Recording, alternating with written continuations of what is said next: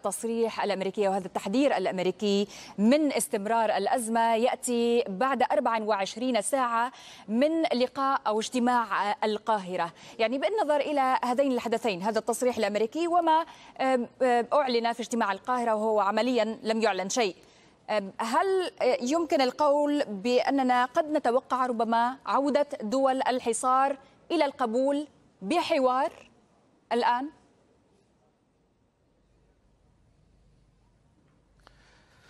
تحياتي، شكرا جزيلا. الحقيقة موضوع التحذير من استمرار الأزمة أمر متوقع. جميع دول هذه المنطقة حلفاء للولايات المتحدة، وبالتالي الولايات المتحدة تريد أن لا يكون ما بين الحلفاء ما حدث الحقيقة من أزمة. طبعا الآن الأزمة أصبحت موجودة والكل يعمل على إيجاد حل. الوسطاء كثيرون، ولكن باعتقادي وكما يردد أيضا أن الوساطة الكويتية هي الأجدى وهي الأفضل، ويا ريت أنه إحنا بدل ما ننقل مشاكلنا إلى الآخرين أنه نعمل على حلها في الداخل. واعتقد أنه حلها بدأ في 2013 و2014، لكن للأسف الشديد لم ينفذ ما تم الاتفاق عليه، وبالتالي انفجرت الأزمة مجددا وعلينا أن نعمل على حلها. الغربيون، الأمريكان إلى آخره، الكل قلق، أمر طبيعي، لأنه هذه منطقة حيوية من العالم، وهي أيضا على علاقات طيبة مع معظم دول العالم. الحقيقة يعني اليوم هذه المنطقة إذا حصل فيها أي خلخلة ستتيح المجال للإيرانيين بأن يدخلوا على الخط بقوة. الإيرانيين الآن فرحوا الحقيقة وبدأوا يهللوا ويدخلوا بالمساعدات إلى قطر، لا حبا فيها الحقيقة. أكثر من يتهم قطر بالإرهاب هو وسائل الإعلام الإيرانية والمسؤولين الإيرانيين، لكن اليوم طبعا وجدوها فرصة. الأمريكان لا يريدون ذلك، ولا أعتقد أن الغربيين يريدون ذلك. يبقى أنه الآخرين هل ينبغي أن يقولون كن فيكون، أم يقولوا جزئيا وبعدها يتم المناقشة؟ يا أخي اتركوا هذا للوسيط، والوسيط الكويتي الحقيقة خبير في هذا الشأن. أعطونا في قطر إشارات أمل حتى يستطيع هذا الوسيط ذلك للوسيط. لكن بيان القاهرة بالأمس، بيان القاهرة هل استدعى استمرار هذه الوساطة الكويتية؟ بيان القاهرة بالأمس يعني دكتور عايد، أم تراه أغلق الباب في وجه هذه الوساطة الكويتية؟ لا، الحقيقة بيان القاهرة أمس لم يتحدث عن الوساطة الكويتية. عن ماذا تحدث إذن؟ عن ماذا تحدث إذن دكتور عايد؟ الجابر في هذا تحدث عن نفس الكلام اللي كان يقوله في السابق. إذن ما الجديد يعني الذي جاء به؟ مثلا عن الالتزام بمكافحة التطرف. نعم، إذن ما أبدا. أتى الحقيقة ببند واحد، يمكن أنه والله الالتزام بكافة مخرجات القمة العربية الإسلامية التي عقدت في الرياض. هذا هم جاء فيه جديد. أما الباقي فهو الحقيقة يعني نفس الكلام السابق، بل بالعكس. الحقيقة كان متوقع أنه يكون هناك لا سمح الله إجراءات عقابية مشددة، لكن هذا لم يحدث. ونقول أنه هذه نافذة أمل، سواء بتأثير من ترامب على السيسي وبالتالي على المجموعة، أو كانت اجتهادا من الأخوة الوزراء. المهم أنه في نافذة أمل، في فسحة، لعل وعسى أن لا نكابر ونقول لا خلاص ما عندنا أي شيء.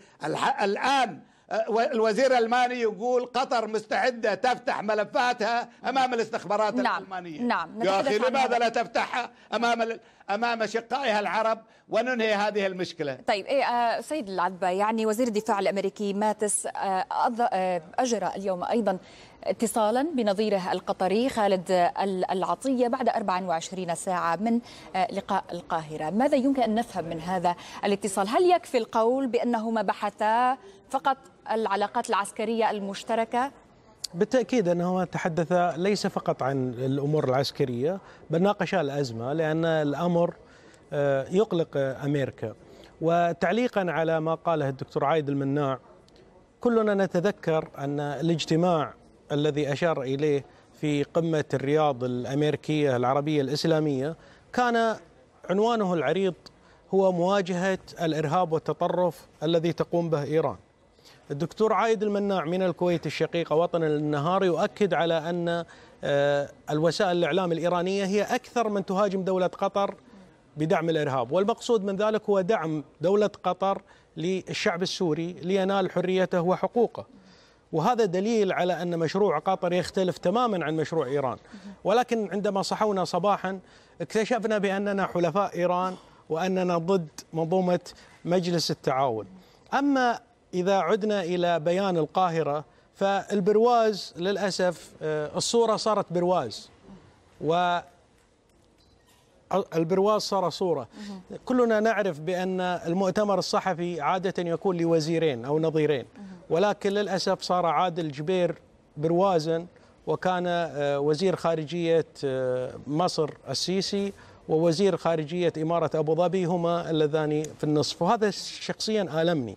أما في المحتوى والمضمون الخاص ببيان القاهرة فهو لم يحترم الكويت ولا وساطة الشيخ صباح الأحمد الصباح، فقط شكرها ولكنه لم يذكر استمرارها، وهذا يثبت بأن هناك تعنتا من دول الحصار التي تحاصر قطر وحتى تمنع عنها حليب الأطفال الذي كان يأتي من الإمارات من منطقة جبل علي الفري زون اللي هي المنطقة الحرة.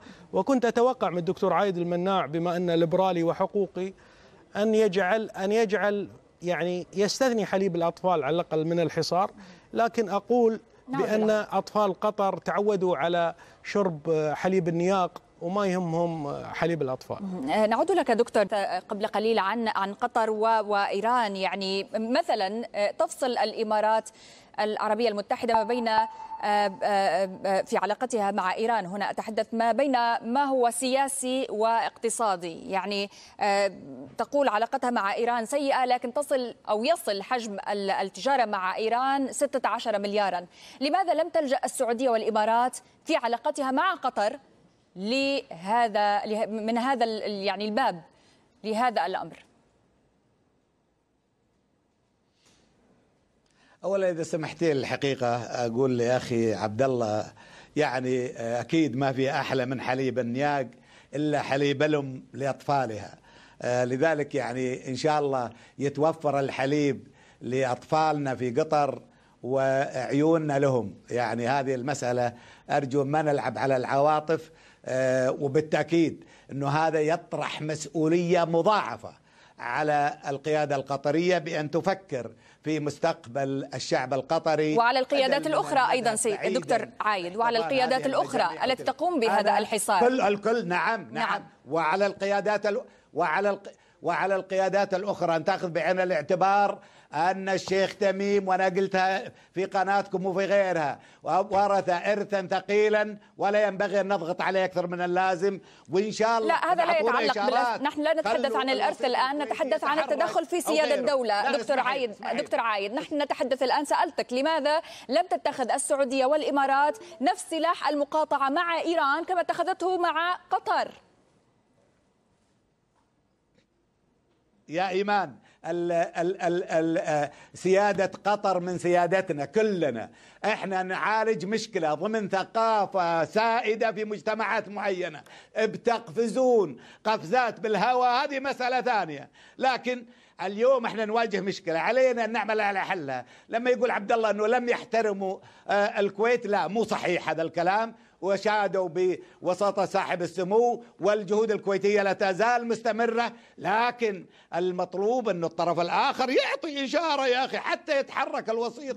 أما والله أنك تبي تصر وبكرة لما يقولوا لك الغربيين شيء راح تغير رأيك، لا، هذا اللي غير مطلوب.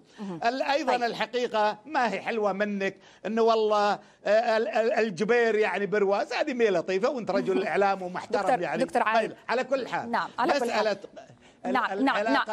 نعم.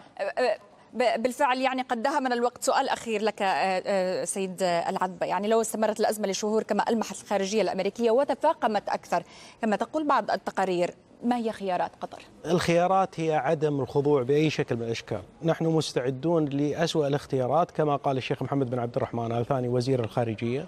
أما مسألة أنهم يستطيعون مقاطعة دولة قطر اقتصاديا ويحاصرونها بريا، تحاصرها المملكة العربية السعودية بريا على الأقل، وأن تكون إيران هي الأجواء المفتوحة لنا عندما يغلق أشقائنا. يعني ما أنا توقعت عندهم شيمة وتقدير لصلة الرحم فيما بيننا، لكن أن تصل الأمور إلى هذه الدرجة ويقولون أن إيران تستفيد. الدكتور عايد المناع يقول أن إيران هي المستفيدة. لماذا جعلتم إيران تستفيد؟ هل اجتمعتم في الرياض من أجل محاصرة إيران وإرهابها أم لمحاصرة دولة قطر؟ أنتم أصبحتم بلا حجة أمام حتى شعوبكم. أشكرك عبد الله بن حمد العذبة، رئيس تحرير صحيفة العرب القطرية، وكذلك شكرا لك دكتور عايد المناع الأكاديمي والمحلل السياسي الكويتي، كنت معنا من الكويت.